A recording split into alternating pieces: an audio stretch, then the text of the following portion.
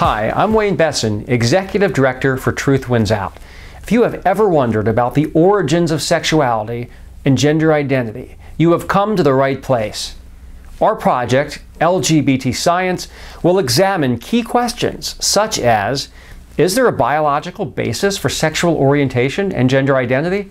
What do the experts say about efforts to change one's sexuality? And what are the ethical concerns surrounding this issue? This ongoing project by Truth Wins Out will explore the latest research and interview key scientists who have studied human sexuality. Our goal is to bring greater scientific literacy and understanding to this topic. This website, LGBT Science, is critically important because anti-gay activists often distort science for political gain. In doing so, they falsely portray LGBT people in a negative light and present homosexuality as a mental illness. And of course, the APA removed homosexuality as a mental illness in 1973. They use junk science to ignorantly claim people become gay because of distant parents or a lack of interest in sports. The result from such deceit is that many parents are made to feel guilty about having gay children, and LGBT youth are often shamed into futile attempts to change their sexual orientation. As the American Psychiatric Association points out, such attempts to change from gay to straight never work and can cause anxiety, depression, and self-destructive behavior, even suicide. It can also lead to LGBT youth becoming estranged from their parents, which can have dire consequences.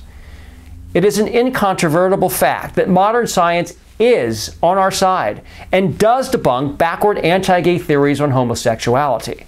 The latest science shows that there is a biological basis, and there is no evidence that how you were raised played any role in the development of your sexual orientation. For example, I'm very close to both my mother and father. They've been married for 40 years. I was the captain of my high school basketball team and second team all-city. I was not raised to be gay. It was not a conscious choice. It's just who I am. And I've got a great life and wouldn't have it any other way.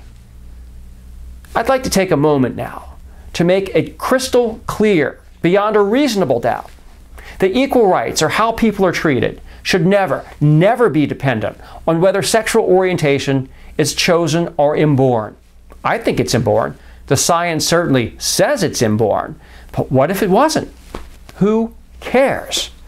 In a free country, consenting adults should be able to love whomever they desire without government interference, societal harassment, or religious persecution. Finally, there are those who say that we shouldn't do this kind of research. They find science scary. They feel threatened by it and would rather not study the origins of sexual orientation. I fully understand this impulse. However, I believe it is misguided. You cannot and will not ever stop the quest for knowledge, the search for answers, and the thirst for greater understanding. It will proceed unabated because that is a defining aspect of human history. Now, there are two key reasons why the LGBT community should support scientific research on sexual orientation. Number one, it is a fascinating academic topic that expands our knowledge and horizons and offers greater understanding of human sexuality, of who we are. Number two, the research assists in debunking harmful myths and misconceptions disseminated by anti-gay activists. And that's important, and it will likely save lives. It is critical that you understand that the research we are presenting is not the final word on this topic. There is an enormous amount that we still don't know. However, the cutting-edge science does teach us that being gay, lesbian, bisexual, transgender, and heterosexual, for that matter, are normal and natural variations of human sexuality. As acclaimed University of Hawaii researcher Dr. Milton Diamond succinctly puts it, nature loves variety. And perhaps we all should learn to love it as well. Thank you and enjoy our website.